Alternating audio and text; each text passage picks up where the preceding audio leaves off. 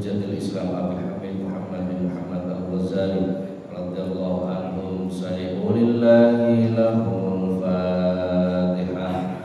A'udzu billahi minasyaitonir rajim. Bismillahirrahmanirrahim. Alhamdulillahi rabbil alamin. Arrahmanir rahim. Maliki yaumiddin. Iyyaka na'budu wa iyyaka nasta'in. Ihdinas siratal mustaqim. Siratal ladzina an'amta 'alaihim ghairil maghdubi 'alaihim waladdallin. Amin. Para jamaah, alhamdulillah pagi hari ini kembali kita dipertemukan Allah di majelis yang penuh dengan keberkahan ini. Mudah-mudahan setiap aktivitas kita dicatat oleh Allah sebagai amal soleh. Amin. Para jemaah, kita lanjutkan kajian kita masih sampai pada bab apa ya? Ada dukhulul masjid, etika ketika masuk. Terakhir kita membahas tentang doa ketika iktikaf sebelum subuh. Doa ini panjang sekali itu. Insya Allah supaya tidak dilakoni lagi. Tapi tidak apa-apa, yang penting ngerti dulu. Kok menunggu suatu ketika kok tergerak hatinya, itu kita tahu apa yang kita lakukan. Dan maksudnya ini. Jadi kok mangke suatu ketika longgar, kok pas Ramadan atau pas apa kengangguran, apa kengangguran itu? Kan sering kita itu melakukan ibadah tapi nggak ngerti harus melakukan apa. Akhirnya sering diwaca ngawur, betul nggak? Sering nggak? Nah, jadi ini ada hal-hal yang sesuai dengan tuntunan. Tapi kok budal saat turun subuh di masjid, sebelum berangkat kita sholat 2 rakaat dulu, kan ngerti ya? Namanya sholat fajar, keluar dari rumah jangkah sikil kiri karena lebih mulia rumah, disertai dengan membaca doa berjalan menuju ke masjid. Yang apa tunannya? Pokoknya Allah lah. Allahumma inni as'aluka bihaqqi sa'ilina ilaika bihaqqi mausaya dan seterusnya. Menuju masjid jangkah sikil tangan disertai membaca doa. Setelah itu sholat tahiyatul masjid, kemudian duduk berniat iktikaf sambil membaca doa yang ada di sini. Jadi ini yang dilakukan. Di kadang niku iktikaf itu gak harus dilakukan ya bos, pokoknya menang iktikaf Pak, ya bener. Itu tidak salah juga. Setelah itu menunggu adzan. Nah, sampai sini ini keterangan. Baik, kita lanjutkan. Sampai faida farada fala tastaqil illa bi ada'il fardhah. Bismillahirrahmanirrahim. Qala al-musannif rahimahullah ta'ala wa nafa'ana Allah bihi wa bi ulumuhi wa 'ada 'alaina bi barakatihi wa asrarihi wa karamatihi fid dharain amin. Fa idza farata moko nalikane wis rampung sira, fala tastaqil moko becik aja ketungkul sira illa bi ada'il fardhah, kejaba kelawan nekani kewajiban. Au bidzikrin utawa zikir, au tasbihin utawa maca tasbih, au qiraatil Quran utawa maca Quran. Dikula jenengan kok wis rampung salat tahiyatul masjid terus membaca doa-doa ini sampai selesai, kok ternyata sik durung adzan subuh.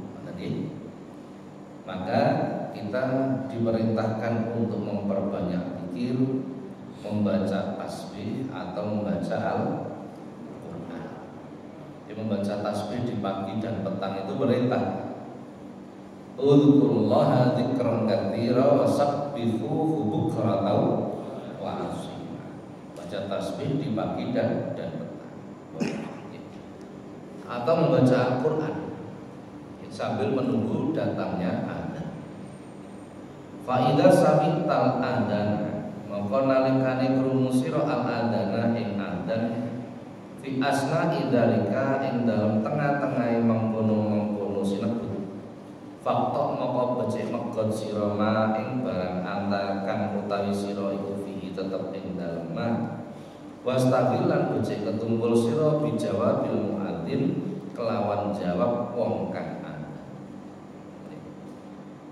Kok tengah-tengah wiridan, tengah-tengah maca Quran, tengah-tengah donga kok krungu adzan.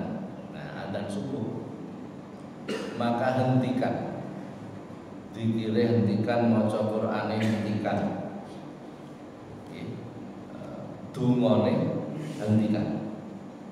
Maka segera berhenti. Kemudian segera untuk menjawab adzan. Jadi kok tengah-tengah ini napa donga, tengah-tengah wiridan atau maca Quran krungu adzan maka hentikan. Fa idza qala muadzin maka mangsane ngucap sapa al muadzin juru adzan ing pengucap Allahu Akbar Allahu Akbar. Kok kita mendengar muadzin mengumandangkan adzan ucapan Allahu Akbar Allahu Akbar, fakul maka becik ngucap sira mislan dalika ngumpamani mengkono-mengkono sinebut. Wa kadzalika lan kaya mengkono sinebut fi kulli kalimatin ing dalem saben-saben kalimat illa fi hayya ala taini kejaba ing dalam kalimat hayya ala luru.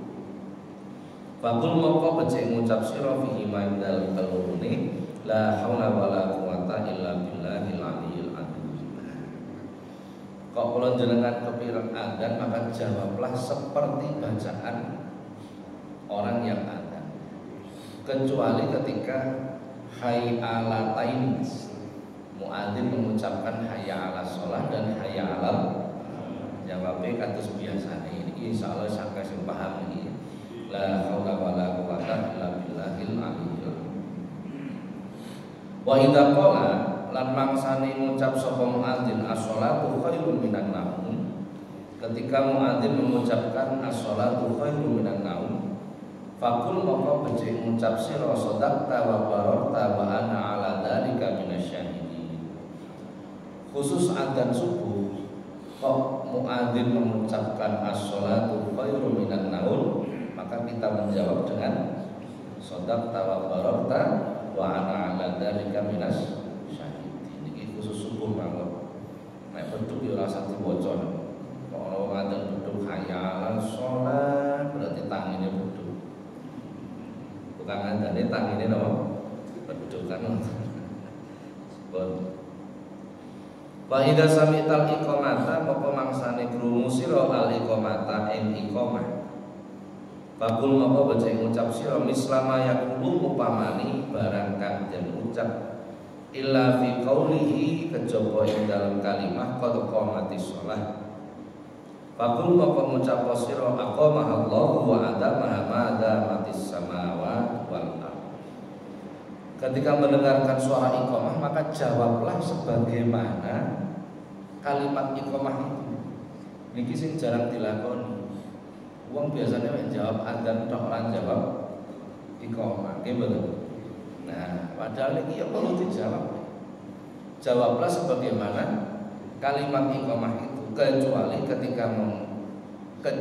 ketika membaca qad qamatis shalah, maka jawablah aqamahallahu wa adamaha ma damatis samawati wal ardh. Ini jawaban. Apa perbedaan adzan dan iqamah? Nah, kita bahas sedikit. Adzan itu adalah pertanda bahwa telah masuk waktu sholat. Di adzan itu pertanda bahwa telah masuk waktu sholat. Jadi ini sing dimaksud adzan adzane sholat ini. Bab ono adzane wong mati ya itu siji urusan. Ini yang dimaksud adzan sing kaitane dengan sholat. Ono meneh adzan niku sing kaitane karo bencana alam. Dengan ada bilang betul. Angin topan adzan. Apakah itu ada kesunahan? Ada memang. Nah, bukan itu yang dimaksud.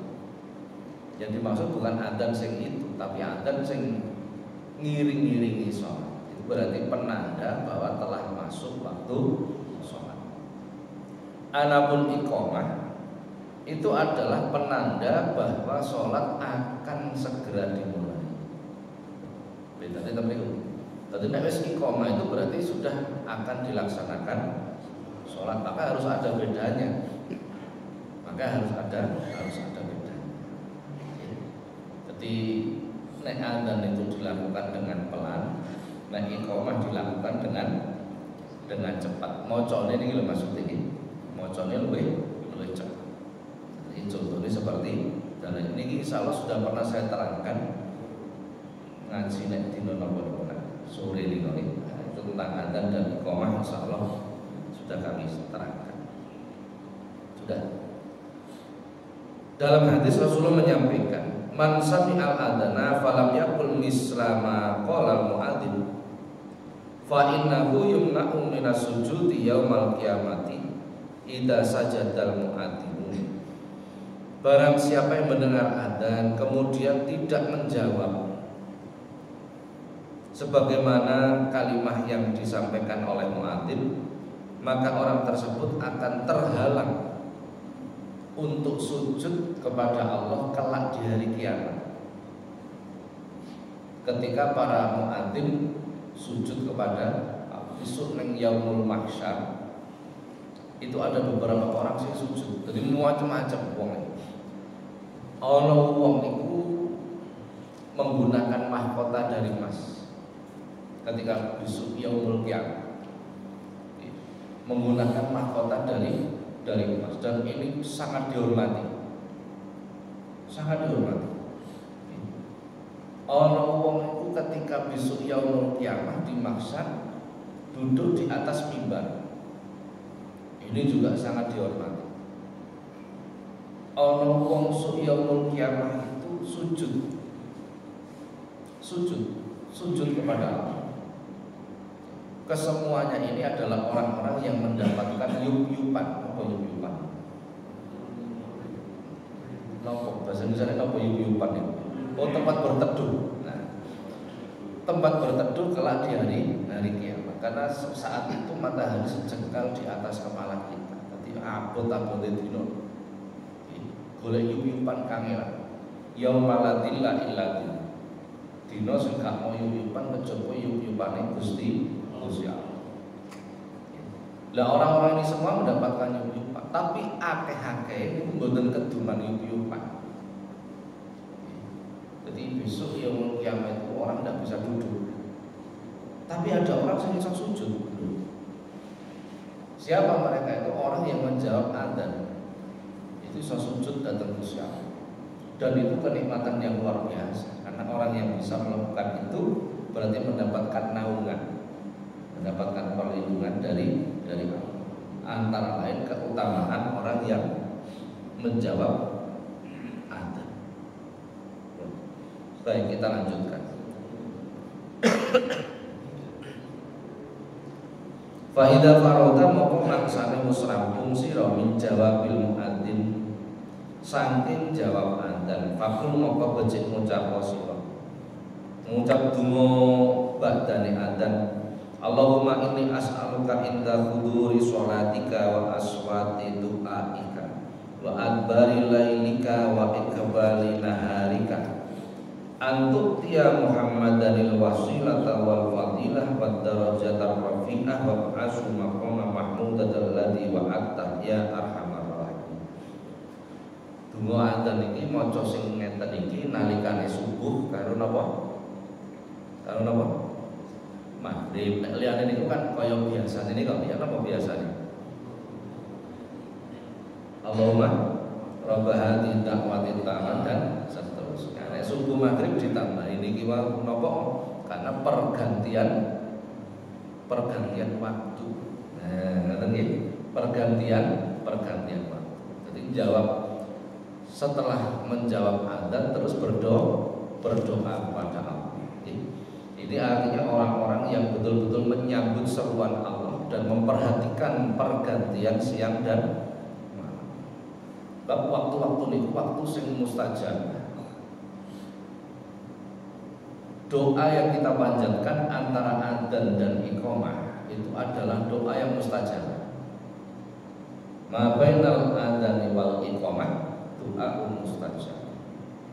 Donga antarané adzan lan iqamah itu adalah doa yang mustajab. Ini termasuk waktu mustajabah. Waktu antara lain waktu mustajabah itu adalah antara adzan dan iqamah. Duduk di antara dua khutbah itu waktu yang mustajabah. Maka manfaatkan, karena waktu itu waktu di mana pintu-pintu langit dibuka. Dalam hadis Rasulullah menyampaikan, idza kana waqtul adzan futihat abwabus sama wastujibat ad-du'a. Wa idza kana waqtul iqamati lam turad da'watu. Ketika adzan dikumandangkan, maka pintu-pintu langit itu dibuka dan doa-doa dijawab. Dan ketika waktu iqamah, maka tidaklah tertolak apa yang dimohon kepada. Dimanfaatkan kan? Jadi perbanyak doa kepada. Nanti itu waktu-waktu yang mustajab. Sakbadane maca donga, dungane adzan. Dungane ada yang menarik di sini. Dalam redaksi doa yang kita panjatkan ketika adzan, setelah adzan, baik sing adzan umum ataupun ketika subuh dan maghrib, itu ada kalimat begini: antuk tiya Muhammadanil wasilah wal fadilah wad darajat rafi'ah wa ba'asu maqamam mahmudat alladzi wa'atta. Karena tadi mungkin nggak patah diperhatikan, apa nggak ngerti arti ini, mungkin begitu. Jadi minta kepada Allah agar Nabi Muhammad itu dijadikan wasilah dan mendapatkan keutamaan serta mendapatkan derajat yang tinggi. Minta kepada Allah, kita yang minta.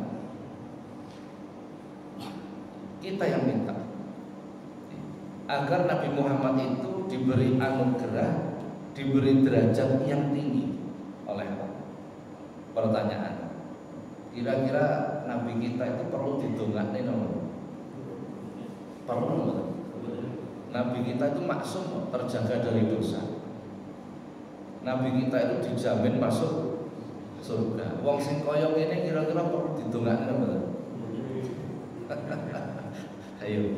Tapi kita diperintah baca doa seperti ini. Kira-kira piye nih? Ini mafhumnya bagaimana? Ini penting sekali loh. Sehingga kita itu enggak beragama itu memahami maksudnya.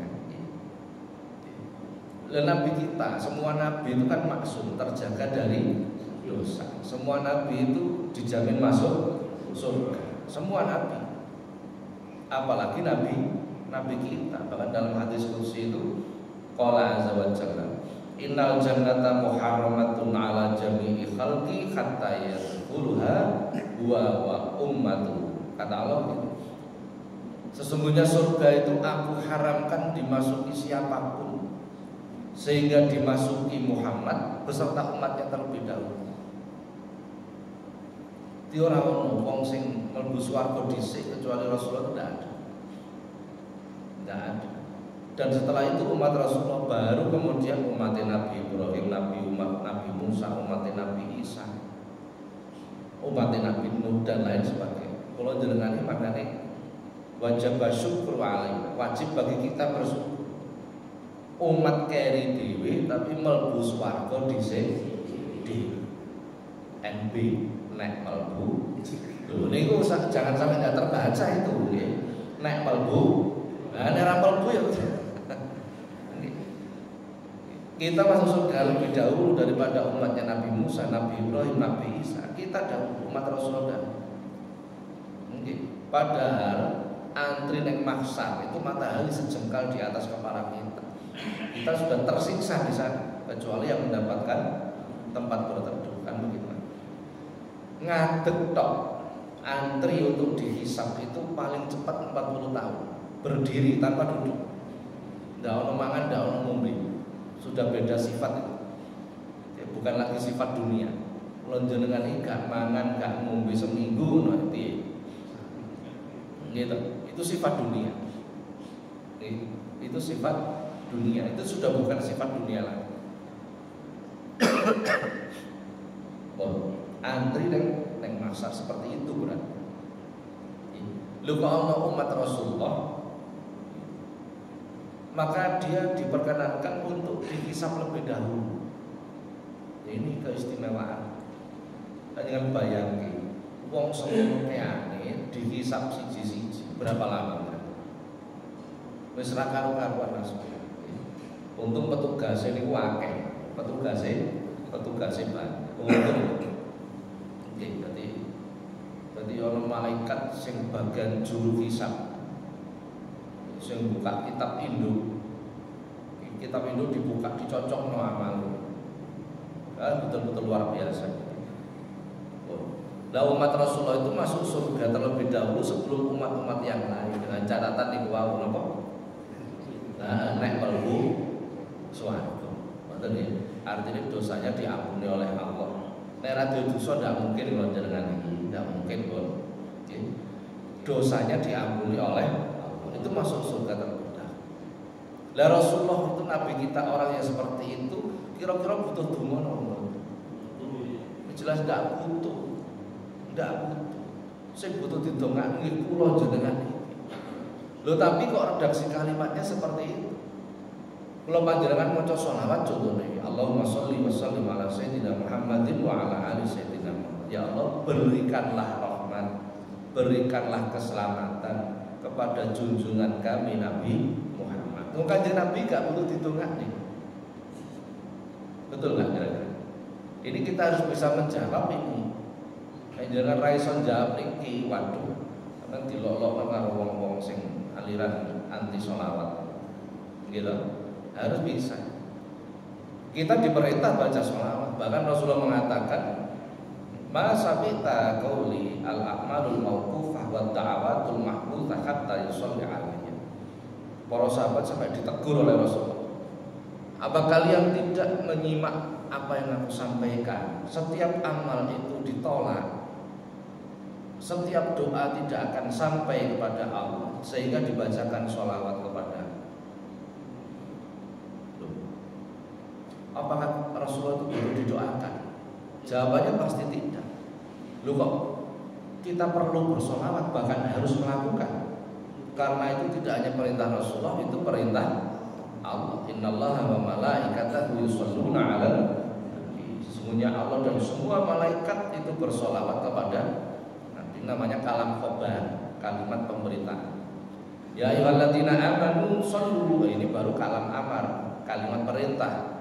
Ya orang-orang yang beriman bersolawatlah kalian. Ini perintah, fiilnya amr. Dalam ilmu tata bahasa begitu. Dan dilalah alal khos. Nonton nek ngaji tafsir. Ini khusus. Perintah bersolawat itu hanya ditujukan pada mereka yang beriman. Selain orang beriman dan diperintah bersolawat. Ya ayyuhalladzina amanu, wahai orang-orang yang beriman, shollu, bersolawatlah kalian. Berarti kok ana wong sing ra gelem sholawat? Apa artinya?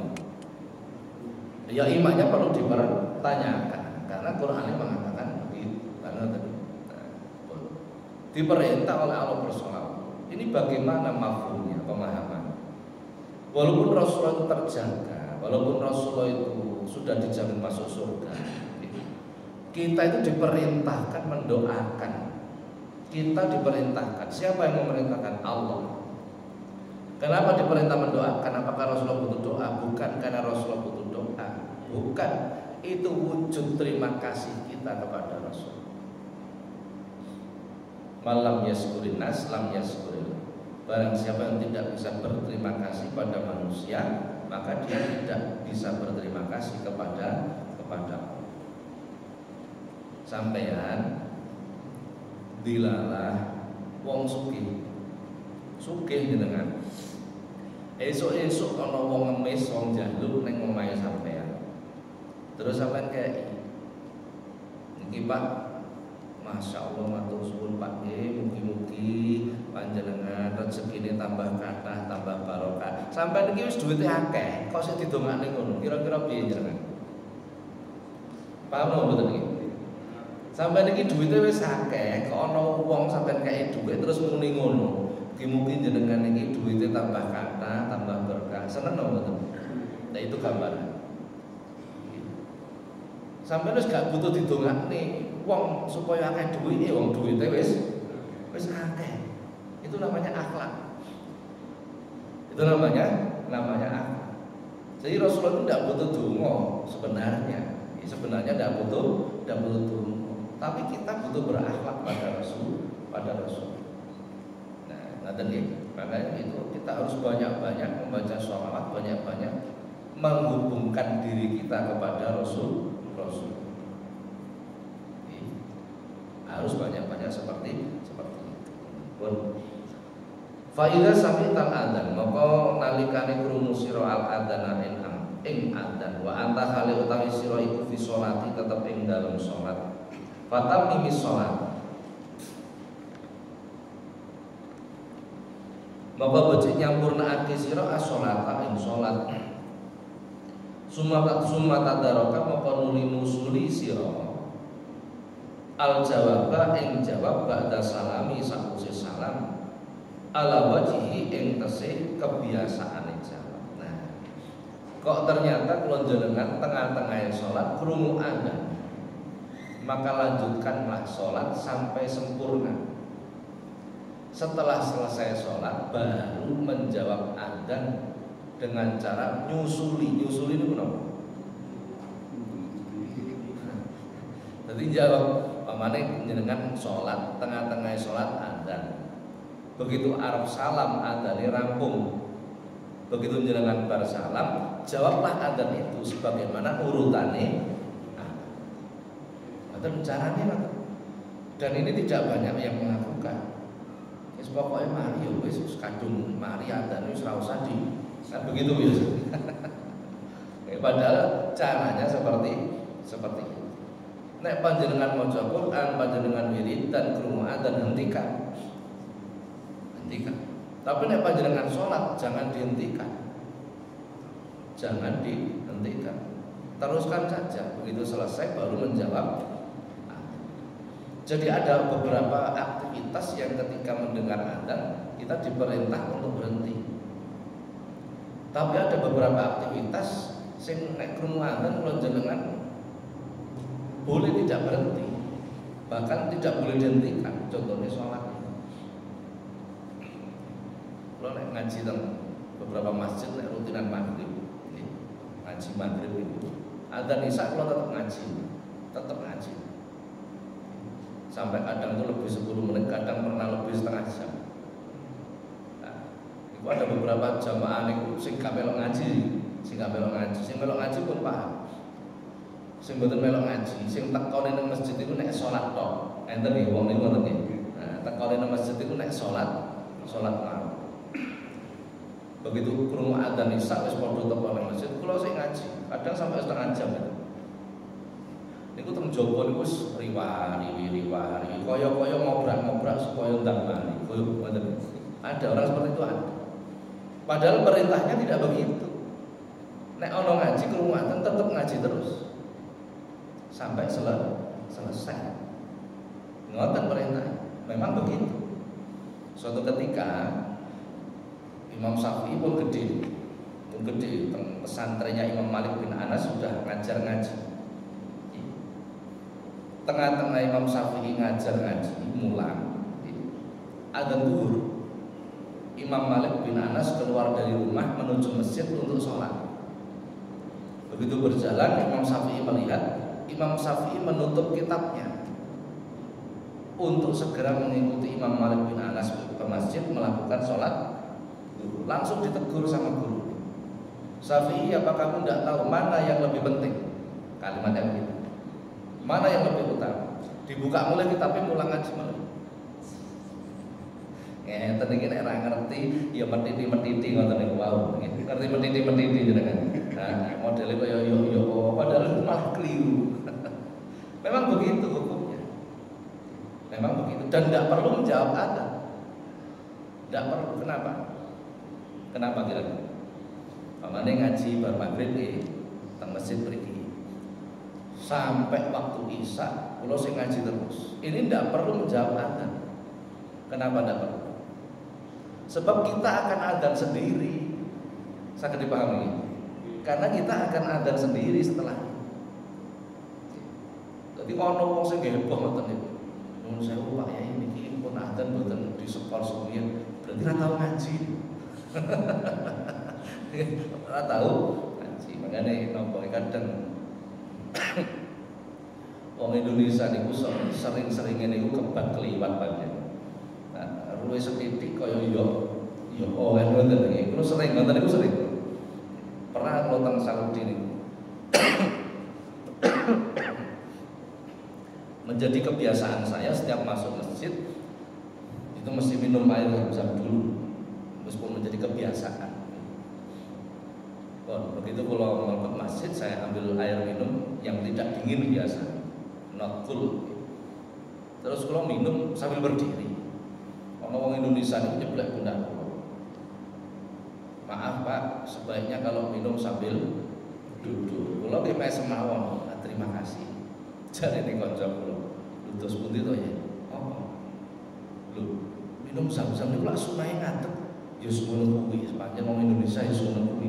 Ngertine dalil mung nek ngombe sing apik karo lungguh mek niku tok sing ngerti, wis ora usah dibantah.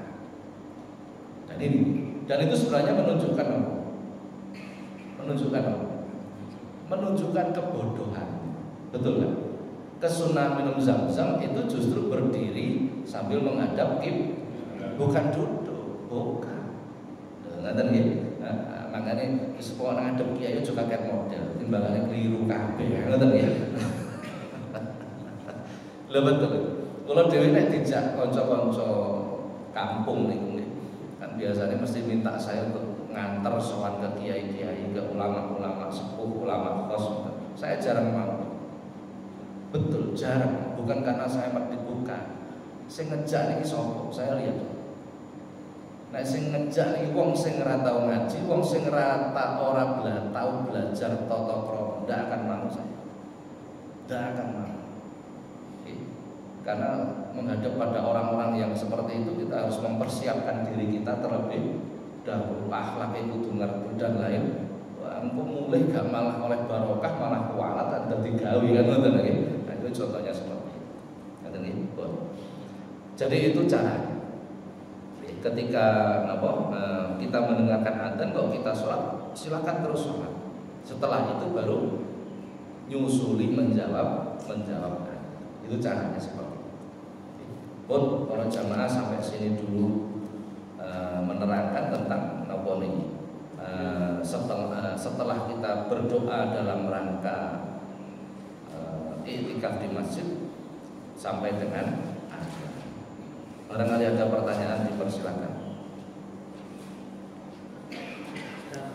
Nggih. Silakan dengan sholat. Nggih. Kita dengan sholat kita sholat sunnah. Mas, sholat sunnah itu asalnya sudah jauh. Kita kira-kira sunnah itu diambil apa berhenti. Soalnya itu sudah mendekati selesai. Mas, Jadi kalau kita sholat di dalam sholat, kemudian kita mendengar adzan, ya selesaikan saja sholat. Sholat itu diselesaikan, tidak usah menghentikan sholat, selesaikan. Selesai baru menjawab adzan. Walaupun adzannya sudah selesai, menjawab adzan sesuai urutan. Ya, jadi muni-muni dewi. Biasanya kalau menjawab adzan itu kan muadzin mengatakan Allahu Akbar, kita menjawab Allahu Akbar, kan gitu. Berhubung adzannya sudah selesai, yang kita menjawab. Caranya seperti itu. Bentar balik. Monggo Ibu. Waalaikumsalam.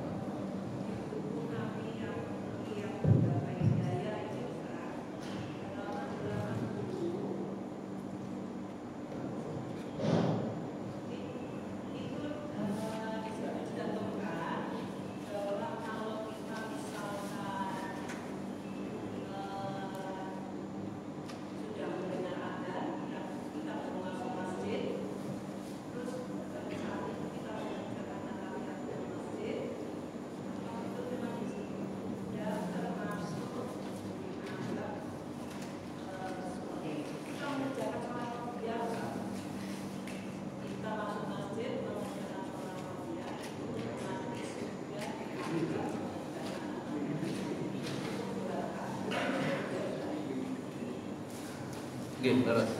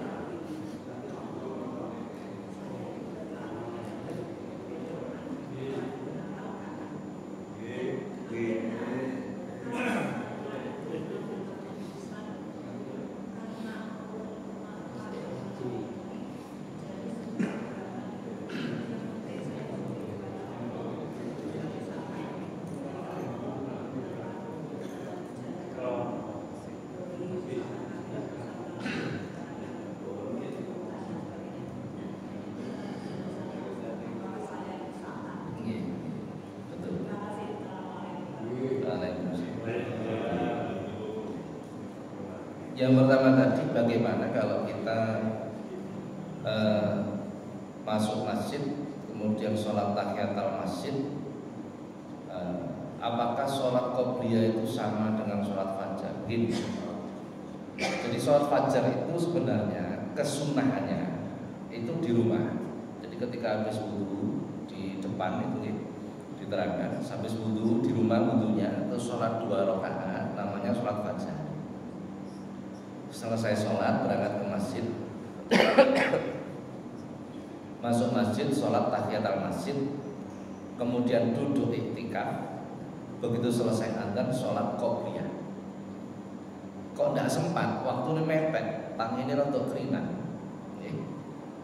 Krungu adzan kaget, langsung berangkat ke masjid, wudu di masjid, langsung melakukan sholat tahiyatul masjid saja. Contoh begitu. Ini sudah dianggap sama halnya melakukan sholat fajar. Sudah dianggap begitu. Sudah dianggap begitu. Karena kata sholat fajar itu banyak artinya. Bisa disebut 2 rakaat sebelum berangkat ke masjid, bisa disebut sholat tahiyatul masjid, bisa disebut sholat qobliyah, dan bisa pula disebut sholat subuh. Jadi kalimat hadis rakaatul fajri khairum minad dunya wa ma fiha, 2 rakaat sholat fajar itu lebih utama daripada dunia dan seisinya. Itu artinya sholat subuh. Itu artinya sholat subuh yang dilakukan bersama. Ya, karena fajar itu menunjukkan waktu, bukan menunjukkan perbuatan, menunjukkan waktu. Jadi sholat yang dilakukan ketika fajar. Jadi kok dilakukan semua, ya dapat pahalanya semua. Dan itu ada kesunahan semua memang. Sebelum berangkat ke masjid, sholat 2 rakaat itu sunnah. Masuk masjid, sholat tahiyatul masjid itu juga sunnah. Sholat qobliyah juga sunnah. Bagaimana setelah itu kok kita i'tikaf sambil menunggu adzan, tuane kok tuwa men. Ya memang kitab ini berisi begitu. Berisi begitu memang. Artinya kita diminta berupaya. Berupaya itu semampu kita. Saya belum bisa mengamalkan isinya kitab ini semua, belum bisa. Termasuk donga-dungane wudu, setiap gerakan ada doanya. Panjenengan makin akan tahu setelah mempelajari kitab ini betapa banyak kekurangan kita. Ngoten maksudnya nggih, untuk introspeksi diri kita maksudnya. Ada. Apakah boleh kemudian kula nek ngapalke kok kangelan, Pak, ketika berwudu? Pada setiap doa gerakan itu, bagaimana nek kula setiap gerakan niku wong timbangane gak apal, wis kula tak maca Allah. Boleh dan itu baik. Dan pahalanya itu sama. Jadi kenapa? Karena yang penting itu khudu, hati kita hadir ketika melakukan ibadah. Itu yang paling penting. Ada nggih? Begitu Ibu. Ada lagi mungkin?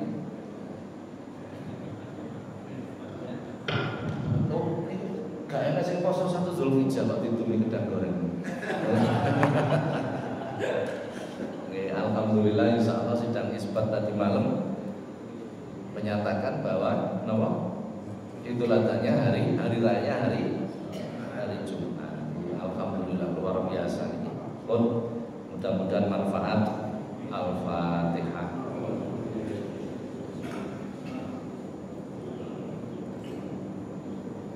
Assalamualaikum.